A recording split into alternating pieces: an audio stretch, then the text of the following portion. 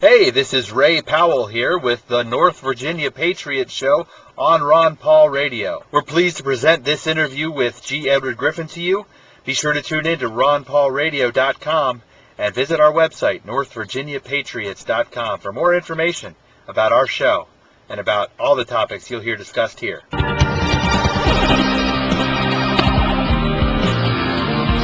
This is Ron Paul Radio. The revolution is alive. That's right, this is Ron Paul Radio, and my name is Ray, and we are very excited for this particular hour of the broadcast. We have G. Edward Griffin on the air with us. Mr. Griffin, are you there? Yes, I am. Excellent. We are so glad to have you on. You know, a lot of people know who you are, and a lot of people have read your stuff and followed you, and recently, based on all your research and The Creature from Jekyll Island, of course, being your latest book to come out. And, you know, I think I want to start off by just kind of pointing out that here on Ron Paul Radio, we think we have a little bit of a younger demographic. And, you know, myself, I'm 34, and TVMH is about the same age. And we're all here, and we're all just starting to open our eyes. And I know I've done a ton of research lately into the international banking industry and the Federal Reserve and just how this stuff has all come together. And it's just been blowing my mind, and it's been so overwhelming that I've been just, once you start opening that can of worms, you know, there's just so much to find out, so much to learn. And then I come to find out that a guy like you has been around for about 40 years that you've been looking into this stuff.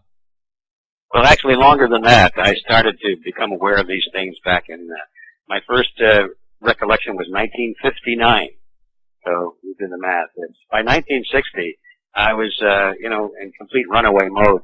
I was so completely amazed at what I was learning that I had never learned in school, and certainly didn't pick it up in the media. And it was just an accident that I began to find out what's really going on in the world. And once I got a peek at that, and just like you fellas are today, there was no stopping. Exactly. I can totally relate to that. And so what was it that tipped you off? What was it that kind of got you on that track? Well, it's a series of little things, none of which are particularly dramatic. The first time I remember ever seeing a glimpse of a political issue that was not what I had been fed was when I picked up a little magazine in a client's office. One day, it was called The Free Man, and it was just a little bunch of essays dealing with free market philosophy, which is certainly nothing I learned in school.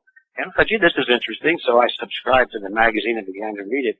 But it wasn't until about a year later that I heard somebody say something very critical about the United Nations, and that offended me because I had come through the mill, and I had been pretty much convinced that the UN was our last best hope for peace, you know, and it was a chance to build global brotherhood, you know, and all that sort of thing. All those nice rosy images that we have about world government. Right, the things that we really wish was very true.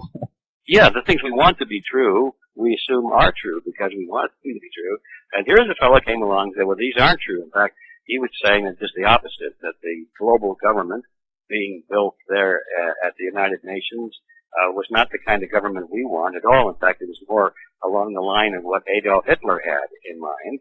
And I found that very offensive. And so for the first time in my life, I went to the library on my own, not because I had a school assignment or something like that, but on my own to see if I could read up on this issue and prove that this fellow was wrong. Well, the more I got into it, especially with the UN documents themselves, I began to realize that, hey, this is true. Where have I been all my life? And right. That was about 1960, and it's been a running battle ever since. Wow. So 47 years. I mean, where are you now? I mean, is that really frustrating to you that the common knowledge has not been distributed? That is not, you know, that people are not being more aware after 47 years of this stuff? I mean, and who knows how long this information was available even before you found it?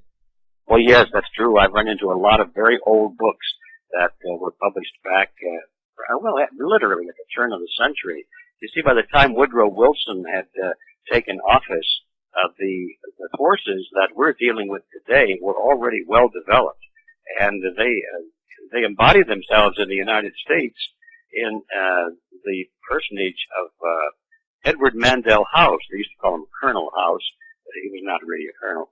Edward Mandell House had connections in Great Britain and was a representative of an organization which was dedicated, even in those days, to create world government, to get the United States and all other nations to surrender their sovereignty and to merge into a world global government based on the model of collectivism, not on the model of freedom or free enterprise or allowing individuals, the freedom to choose their own culture, their own lifestyle, their own occupations, whatever. No, the model they had in mind was totalitarian model. Right. And so that's what, and this fellow, Edward Mandell House, was the advocate of that, and he became President Woodrow Wilson's alter ego. He actually moved into the White House and lived in the White House all the time Woodrow Wilson was there.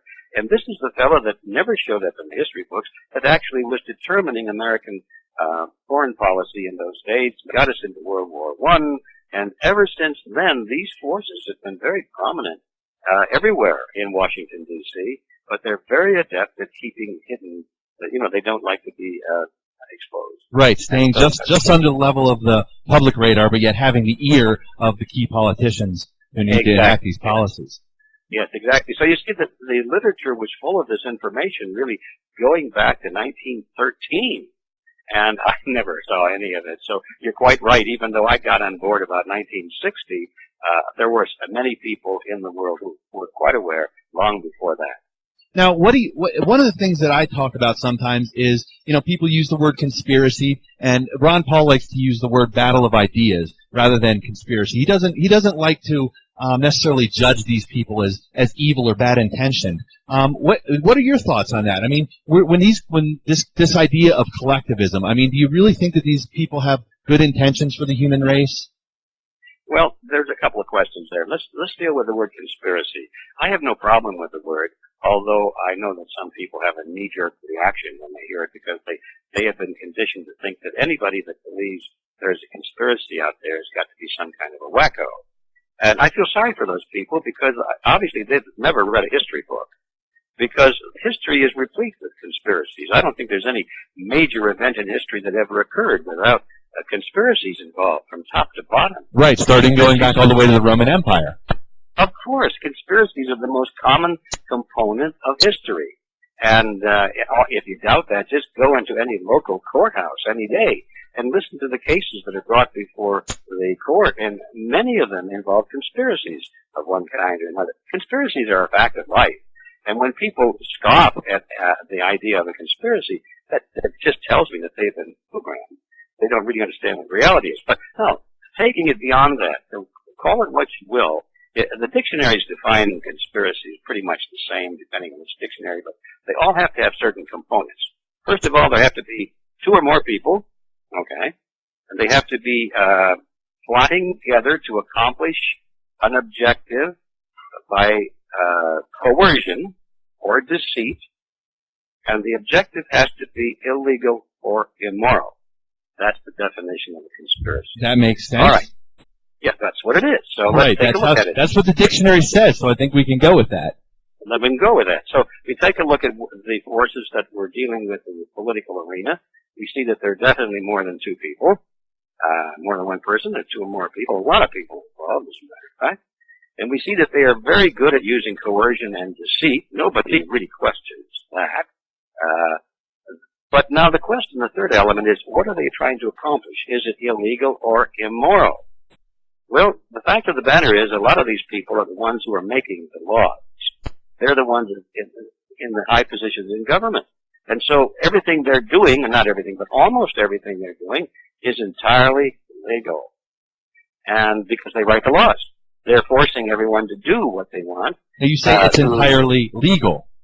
Yes, because they pass laws to make it happen. For example, the Federal Reserve System was created by a law of Congress. So the existence of the Federal Reserve System, the great fraud that it is, maybe we'll come back to that later, but just take for the moment the supposition that it is a fraud, it's quite legal. Quite legal, yes. It's quite legal. So that doesn't meet the test of a conspiracy. And is it immoral? Well, the people who are running these things do not consider it to be immoral at all. In fact, they believe that their goal which they proudly call the New World Order. They believe that is the highest morality of all. And they think it's people like you and me who are these throwbacks to Neanderthal times. We're the stupid ones. We don't get it. We're the immoral ones because we're trying to preserve an old archaic system, a system that leads to poverty and war. And we're the ones that are the immoral ones. And they justify using deceit and coercion in order to bring about this higher morality, the New World Order. Now, the bottom line of all of that is that, according to their concepts, the people who are doing this, it is not a conspiracy at all. But to those of us who have to live with the consequences of their actions, and those of us who are being lied to about the whole thing, I think we're justified in using the word conspiracy. Right. Now, when it comes to something as strong as a lie, of course, I think we can all say that lying is immoral, and therefore it definitely passes that test on those grounds. But they would say lying is not always immoral. They would say, the end justifies the means. Sometimes lying is moral. If you have to lie to save your child from being murdered, is that immoral? Right. So we could go on with that debate. And not to presume that we can psychoanalyze these people, but after all these years of looking at this, where do you think that comes from? Where do you think that motivation comes from in these people?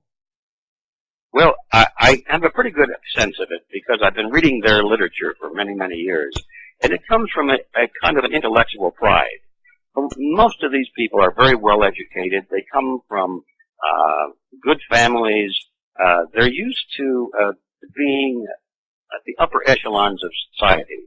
They feel after a while that they're better than most people, mainly because they've been educated.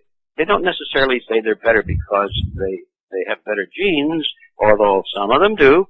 There's a great movement out there where they feel that race and genetic structure is very, very important. But I think most of them just say, well, we're lucky. We've been given a good education. We've had a chance to be enlightened. And we now have an obligation, they think, to run the world, to run society for everyone's good. Somebody has to run it. You can't let the world be run by all these idiots out there that don't know anything and don't care to know anything.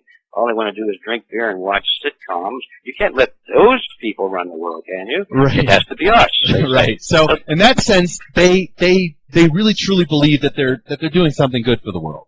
Yes, a lot of them do. They think that, if you have to crack an egg to make an omelet, it's okay because the omelet is good. Right. And so they justify anything that way. Right. And so I guess that's kind of the point that I like to make is that, a lot of people, when you say the word conspiracy, you start to talk about these things, people start to envision this room somewhere where these people get together, rubbing their hands together and doing the big evil laugh, we're going to rule the world and all this stuff. And no, that's not how it works. Right, right. And so I like to clarify that. I like to try to bring the human aspect to it, understand these people and who they are and where they come from.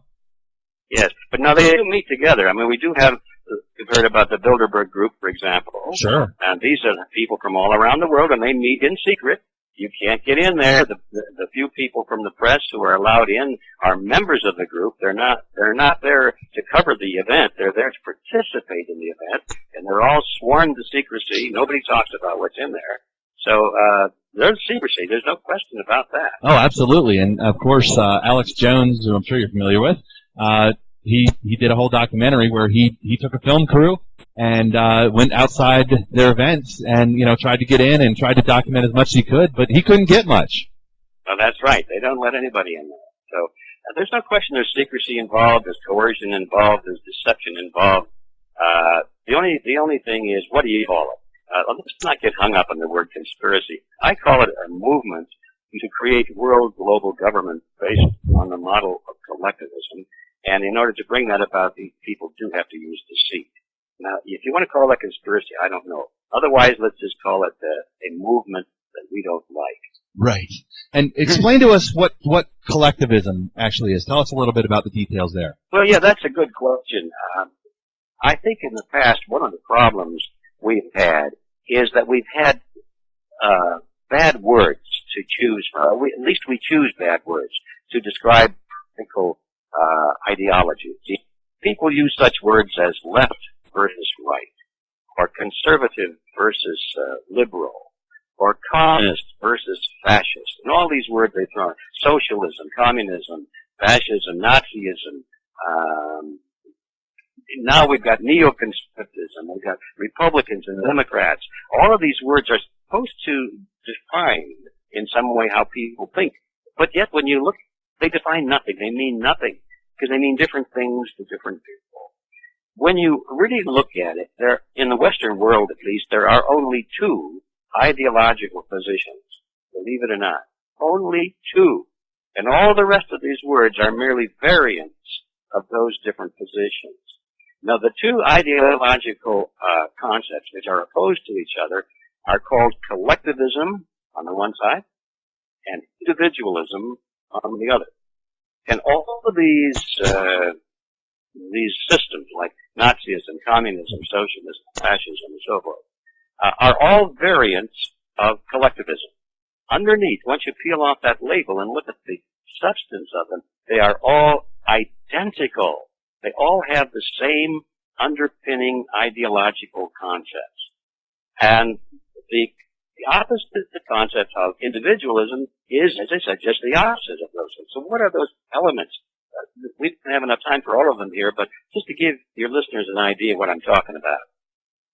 One of the most important concepts held by all collectivists, whether they're Nazis or communists or neoconservatives, all collectivists believe that the group is more important than the individual, and that the individual must be sacrificed, if necessary, for the greater good of a greater number. Wow. Now, I get the chills just hearing you say those words. I was taught that in school. And at the time, it sounded good. I thought, well, after all, we live in a democracy, don't we? And the majority rules, so we've got to have the greater good for the greater number. Right?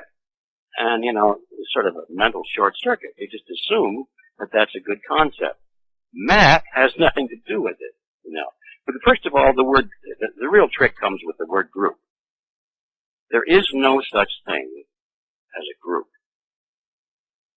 Group is merely a word. It's an abstraction. It's a word concept.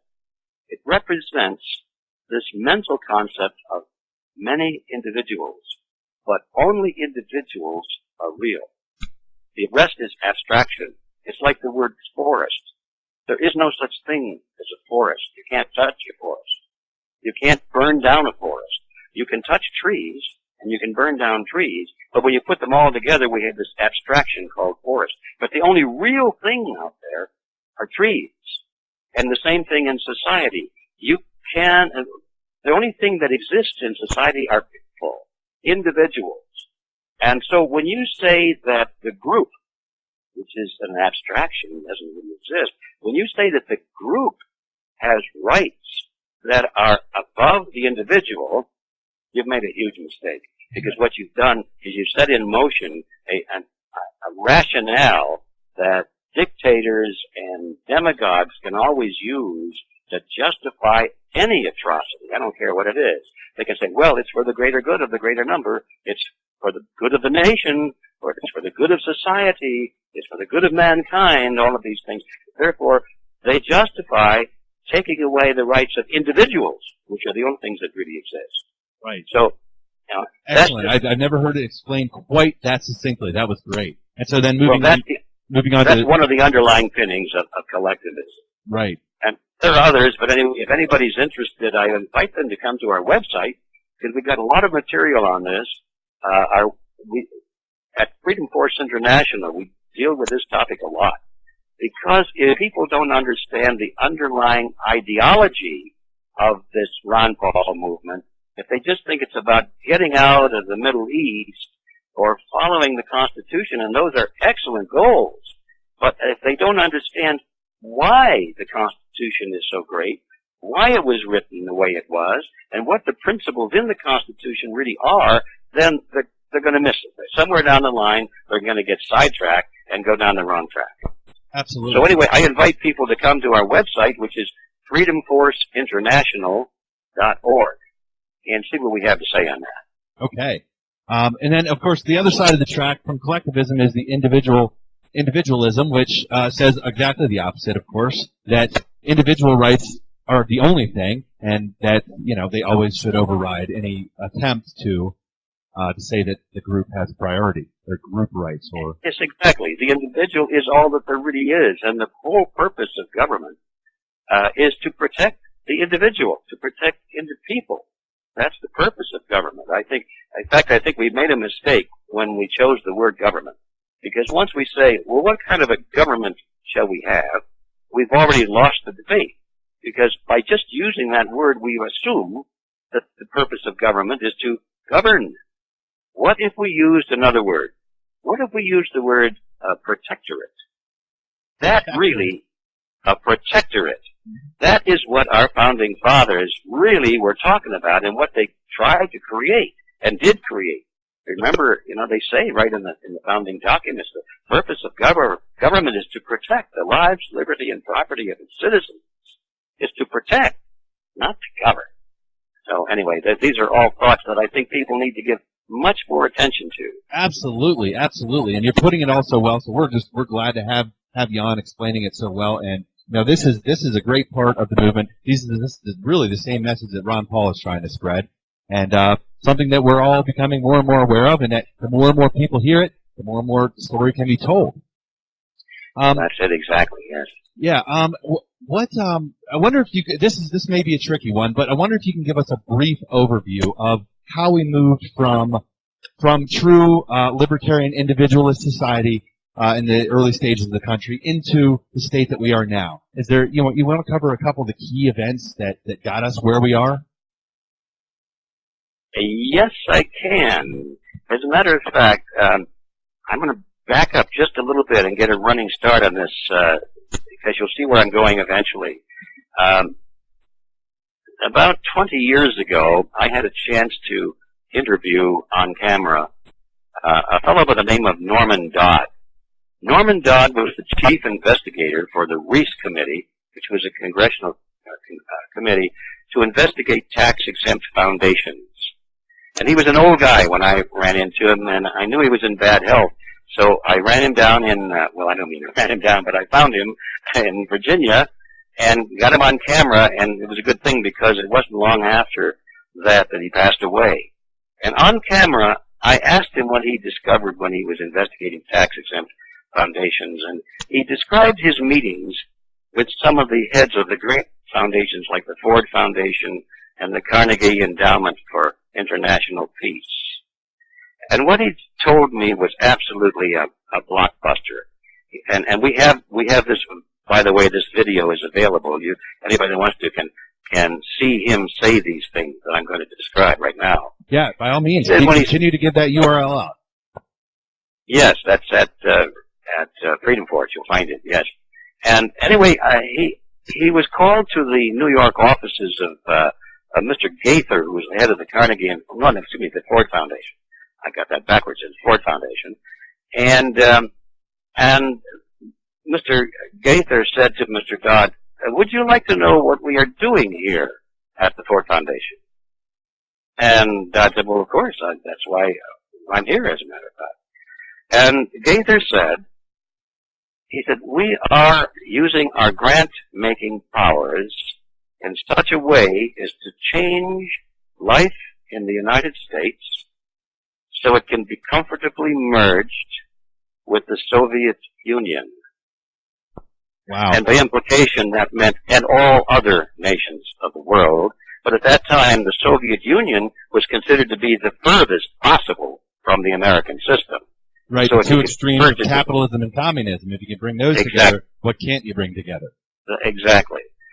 So that was the purpose of it. But now, in a later interview with the head of the Carnegie Endowment for International Peace, the president told Mr. Dodd, look, if you want to know what we're doing, send over one of your staff members, and we'll open up our minute books, and you can read our minutes from the very first day, and you can find out what we're doing here.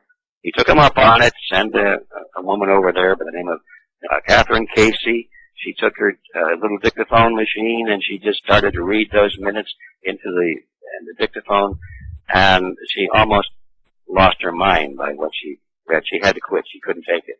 The substance of the of the minutes of the Carnegie Foundation was this: how do you bring about conditions in the United States to make the American people accept being comfortably merged with the Soviet Union and all other nations of the world? How do you get the American people to give up their sovereignty, their judicial system, their culture, everything that they value? How do you convince them to do that? And the answer, in a very scholarly fashion, was provided: war. You get the American people into wars, and you scare the daylights out of them, and then they will accept anything as a means of providing security from the crisis and the dangers of war. Wow. And they've been proven to be right. Of course. Now I'm finally getting to your question. Okay. How do you bring the American people then to accept this concept of collectivism in the face of war crisis? And that the answer is that you have to teach it to them as being the ideal form of government, the ideal form of social order. And you do this in the schools. You do this in the history books, they said.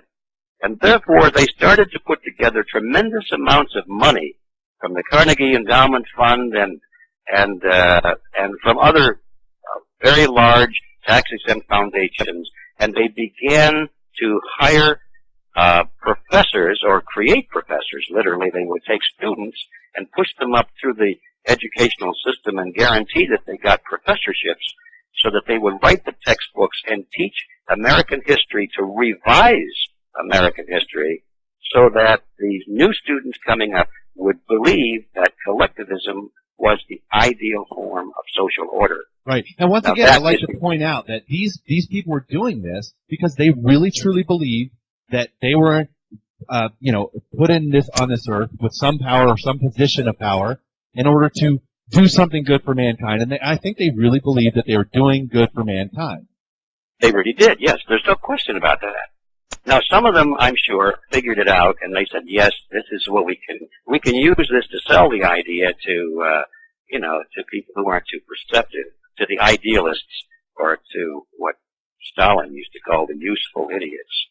But some of them really knew that it was just a means of controlling mankind. But I believe, as you say, that most of them were very sincere in that they thought it would be the ideal form of social order. So it is a battle of ideas, but where it starts to turn ugly is when they believe so strongly in what they're doing is right for mankind that they start to ignore certain things, and they start to push their agenda using things like deception.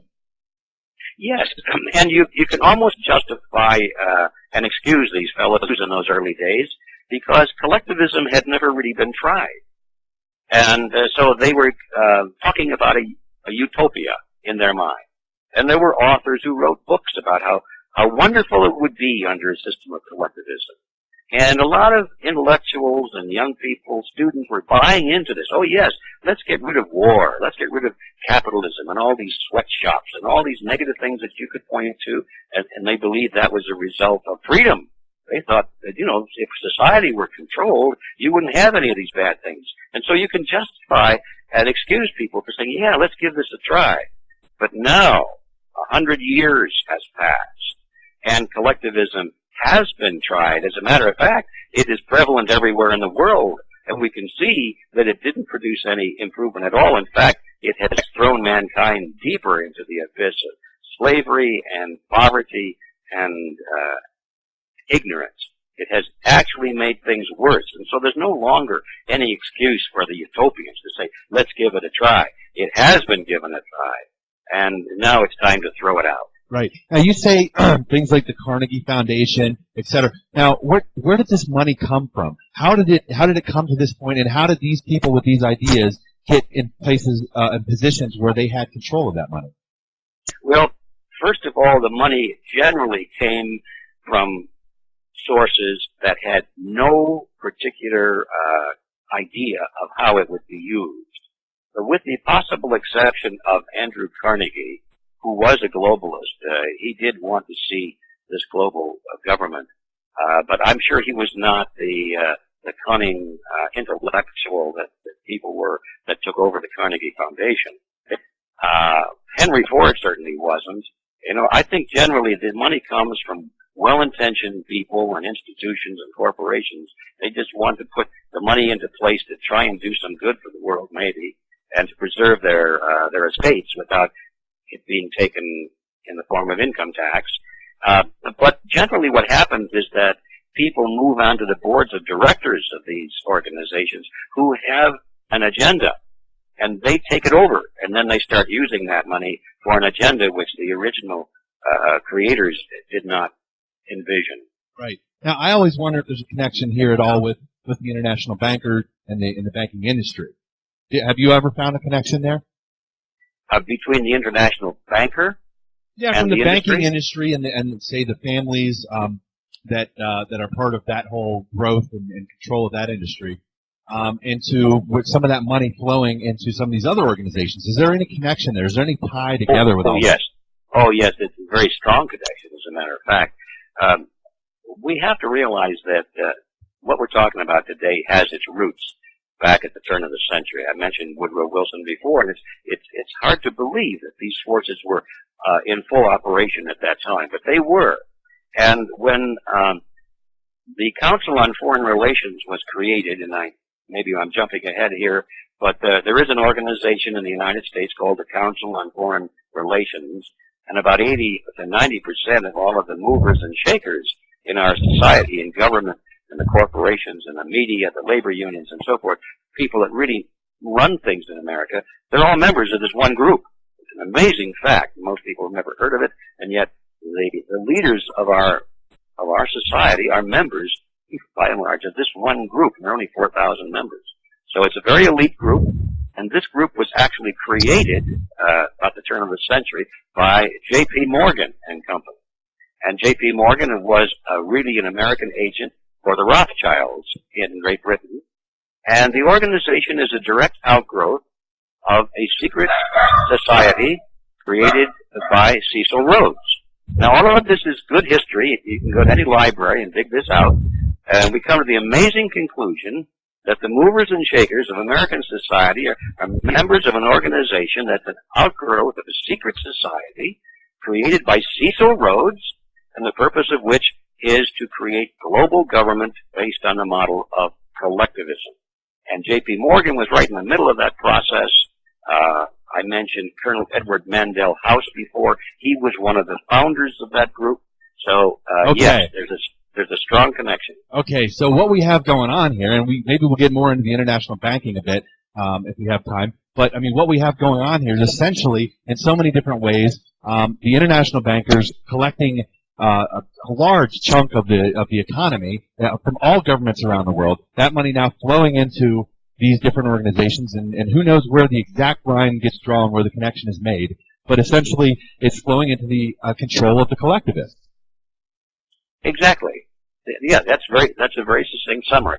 The collectivists control the money. They control who gets the credit. They control who gets the profit, and they also have a means of opposing and eliminating anybody that gets in the way of their plan. And so this is a cycle that is spiral, that can keep growing on itself and becoming more powerful with each cycle. It has been doing that, yes, for quite a while. So where did it all start? We're coming in on the tail end of it right now. It's coming to the end of the process. Now. What's going to end it? What's it going to take? Is it going to take a worldwide economic collapse? Well, a worldwide economic collapse is neither good nor bad, in terms of ending it, because of course it would be bad, and there's no question about that. But if we have an economic collapse, that doesn't necessarily mean that the world will wake up and say, oh, we've been doing this wrong all along. Economic collapse quite easily could stampede the average person into accepting leadership and solutions from the very people who created the problem in the first place. So what do you mean when you say it's about to come to an end? Well, what I mean is that the economy is grinding down here in the United States, and it's going to provide a great impetus for people to accept drastic change. And remember earlier when the Carnegie Endowment Fund talked about war being the best way to cause people to give up their sovereignty and their cherished traditions. Well, war and economic crisis are about the same. When people are desperate and frightened, they don't ask questions about whether we should have a constitutional republic or not. All they ask questions is, how am I going to get food for my family? How am I going to protect myself from the mobs and street? You see, Right. and that's what these guys count on. So an economic crisis could easily push us all the way into a totalitarian system because Wow. people would demand it. Right, demand obedience, or They would demand, government, come help us, do something. right, we And can they wouldn't fix it. understand. Which Yeah. is a technique, of course, they've used throughout history. Yes, of course. But the average guy on the street doesn't understand that. So And let's so talk therefore about he's set up for it. let's talk about the other end of the spiral. Where did this all start? Where did we go from this wonderful beacon of freedom and liberty in the world to getting on this spiral effect to where we are today? Well, that's what I was trying to describe earlier. That's when the foundations took over the educational system, began rewriting the textbooks in America, and began changing the thinking of the new generations coming up, changed the thinking away from individualism, which it was at the founding of our country, and into thinking that collectivism was the wave of the future and the only intellectual position they had. Right. And maybe I'm going a bit further back, and I'm trying to say, well, since we've determined that this money flow came initially, or potentially, or at least somewhat, from the international banking scam, essentially is what I like to call it. Let's look at what are some of the events that started that created that and empowered that structure that could then feed into the other. Well, the first thing, of course, was to convince the American people that the Federal Reserve System is a good idea. And of course, that was the third incarnation of a central bank. Yes, it was actually. Central bank is a code word for this cartel that exists today. Central bank is a word that you'll find in the encyclopedias or the economic textbooks describing what we now call the Federal Reserve System. But they have similar structures in other countries, and all it means is that the banks, the private banks of a country, have been given legislative power to create the money for the nation and collect interest on. And that's quite a good deal. And anyway, that's the Federal Reserve, they call that a central bank. Okay, we're having a little bit of echo. Let's see if I can fix that. I believe that was my fault, though. Sorry about that. Oh, no problem. All right, continue on. Well, anyway, so the first step was to convince the American people that a central bank is a good idea. And how did they go about that? Well, first of all, this is a great story. Before the Federal Reserve System, we had little Federal Reserves at the state level throughout the United States. Each state was running its own little racket with the banks. The banks were chartered by the states, and they were given the power to create money out of nothing, and they could loan that to the states, and they became partners with the state governments. And as a result, the banks became corrupt. They began to resort to unsound banking practices, which created runs on the bank. When the bank said they had money in the vault for everybody, don't worry about it. But when they really didn't, then when people learned that there wasn't enough money in the vaults and they wanted their money back, there were runs on the bank. Banks closed. People lost their savings. And so there was a big demand because of all of this skullduggery at the state level to solve the problem, have the federal government come in and solve this problem once and for all to protect the American people. Well, so what happened is the bankers got together and they solved the problem all right. What they did is just institutionalize the same criminal activities that were taking place at the state level. They institutionalized it now at the national level. Right. And when you say criminal activities, I think one of the keys there is the magic of fractional lending. Yes, of course. And the fact that banks, at least in those days especially, even more so than now, are allowed by law to enter into fraudulent contracts. I mean, law allows them to do that. By that I mean, when you go to the bank and you put, let's say, $1,000 into the bank, And they say, well, you can have this back anytime. We'll guard it for you. It's what they call a demand deposit. And you say, okay, I want my $1,000 back whenever I want it. You promise? Yes, we promise. So that's a contract. Then they turn around and lend it to somebody, don't they? We here at RonPaulRadio.com are striving to provide high-quality content for you, our listeners. However, at this point in the interview, we did lose a bit, was not able to be recorded, and we apologize for that, but we're going to jump ahead now further into the interview with G. Edward Griffin. Here it is. Well, the first step is exactly what you and I are doing right now, and what Ron Paul is trying to do, is to get the word out to our sleeping co-patriots. I mean, as a nation, we've been asleep. We've been lulled to sleep. We've been breathing noxious fumes that knock us out, so we don't even think about these issues. Nobody questions their money or where it comes from or who controls it. We're also wrapped up in earning it and trying to keep a little bit of it, that we don't question the bigger issues. So the first step is to create awareness that we're trying to do, that there's something wrong with the system. Then the next step is to come up with a solution, and that is, well, if there's something wrong with the system, how do we change it, or do we get rid of it?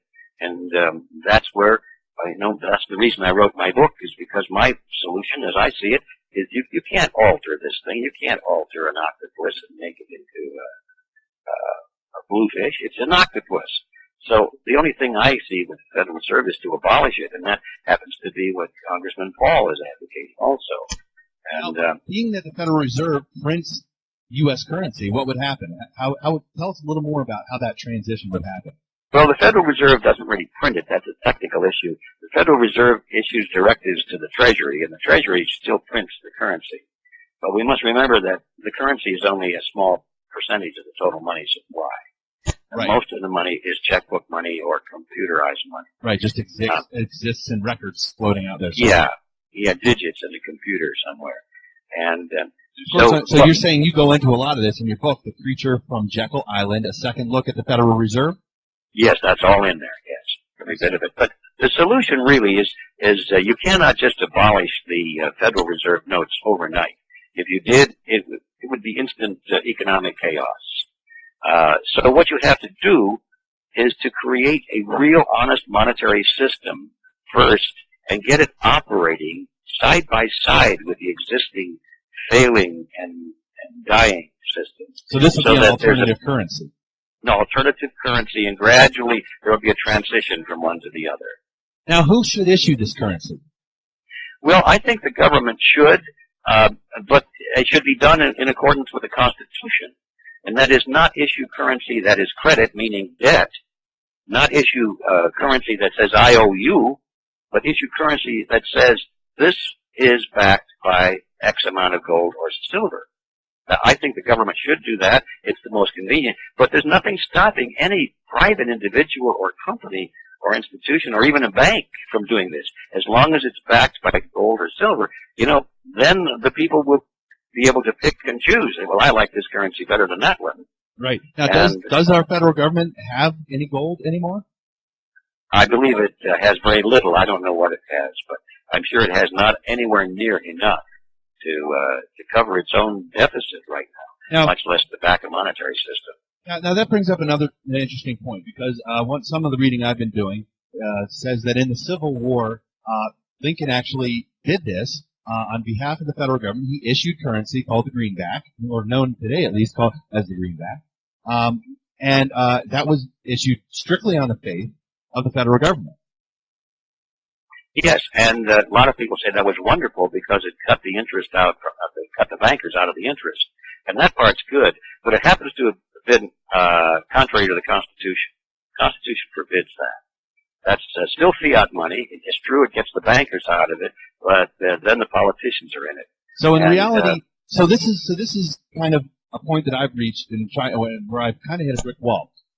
So if the government is to issue currency based on assets that it actually holds, and that's the only constitutional way to do it, and it's probably the only mathematical way to do it, where should the government collect this initial chunk of assets in order to issue the currency against?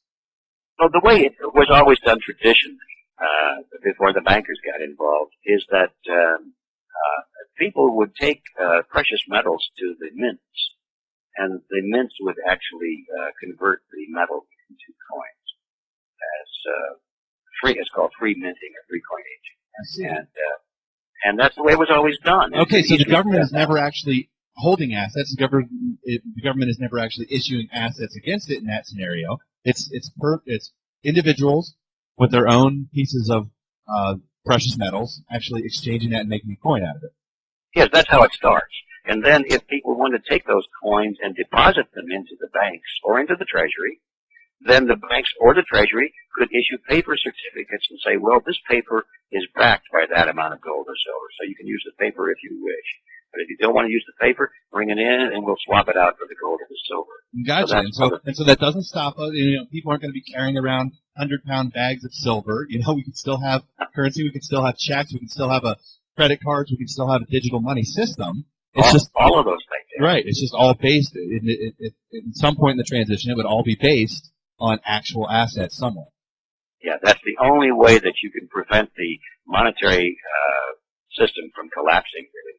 Because every time in history that you've gotten away from what you just described, every time you've gotten to the basis of the paper currency or the IOUs didn't have something tangible behind them and it could be expanded at the will of the politicians or the bankers, every time the nation that did that has had its economy collapse.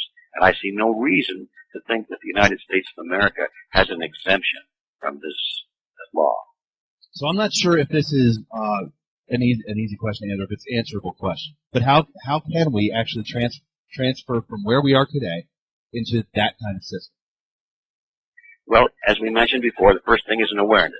People have to want to do it. Right now, I'm afraid to say that probably 70, 80, 90% of the people out there have no idea that there's even a need for a transfer like this. So the first step is awareness. The second step is to come to some kind of an agreement as to the process. And we're talking about that now. And then the third step is to get the political figures into office, not only at the level of the presidency, but at Congress and Senate and everywhere at all levels in the state and local community, people who understand and support the concept, and then it'll happen politically. So it doesn't just happen, all at once. And you believe it can be done without a major collapse? Wow. I would like to think so. I think theoretically it could be done without a major collapse, but I'm afraid that we're on the verge of a major collapse right now. Right.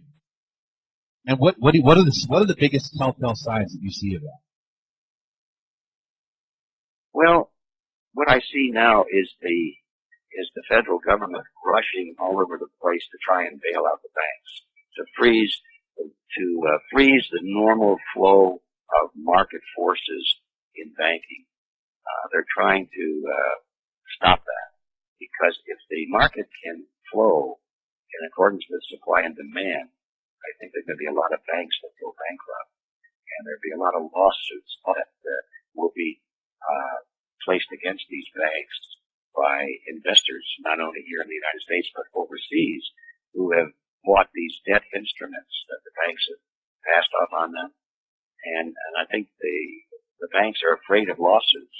So the government is stepping in with laws to prevent lawsuits, to prevent the free flow of market economy. And that, to me, is the giveaway right there, because I know that without that, the banks would be in serious. Well, the banks are going to be in serious trouble anyway. But what they're trying to do is just pass on those losses that the banks otherwise would suffer. They're going to pass those on to you and me as the taxpayers. So if we just pay attention to the news, we can see signs of this going on, like the recent bailout of the subprime mortgage industry, right? Yeah, that's a bailout of the banks, yeah. And also we see that the foreign countries are increasingly not using U.S. dollars as the international currency. And so without other countries being willing to accept U.S. dollars, all of those dollars that are overseas are now starting to come back to the United States. People are saying over there, what are we going to do with these dollars? Well, let's buy something quickly before they become totally worthless. And so they're going to be buying up American goods and American real estate and American politicians or whatever is for sale with those dollars before they become useless. And that means the flood of dollars is increasing even greater than what the Federal Reserve is doing. The Federal Reserve is creating money like crazy right now. But now, at the same time, we're getting a return of many of those dollars that previously went overseas. So they're all coming back now to our shores. And those two forces combined are just flooding the nation with dollars, which means that the value of those dollars is in rapid decline. And I think what we're going to see very soon is what we saw in the Weimar Republic, when money will become virtually worthless. Well, we're coming up on the top of the hour here, and we're at the time where we're going to end our discussion here. This has been a great hour with G. Edward Griffin, the author of The Monster from Jekyll Island, The Creature from Jekyll Island. Excuse me, The Creature from Jekyll Island, a second look at the Federal Reserve. And he's been doing this stuff for a long, long time, including I found something here going way back to the 60s when you actually wrote and narrated The Capitalist Conspiracy. And yes. Yeah, it's totally relevant today. It's like nothing has changed in all these years. I'd like to go ahead and just open it up to you. Let people know if they want to continue on this conversation and learn more, what resources are available to them. Well, thanks for that. We have two websites. The first one is a commercial site. We sell books and videos and audio tapes and so forth. It's easy to remember. It's Reality Zone. www.realityzone.com. But the other one is where I spend most of my time. That's where we are building an organizational effort to try and do something about this, to reverse the trend. And that's Freedom Force International. www.freedomforceinternational.org. ORG stands for organization. And that's where the real action is today. Awesome. Well, it has been an absolute pleasure to have you on. We would look forward to an opportunity anytime to have you on and continue to spread the message, continue to educate everybody out there, because, as you said, that's the first step in making change, is that we need to get people educated.